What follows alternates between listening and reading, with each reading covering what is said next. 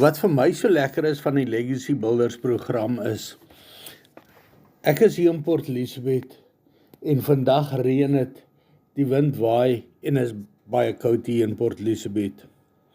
Nou met hierdie Legacy Builders program doen ek dit in die gemak van my huis af. Ek hoef nie soos in die vorige werk daar in die koue en die reën en in die wind te gaan staan en koud kry nie. Ek doen dit hier in die gemak van my eie huis af.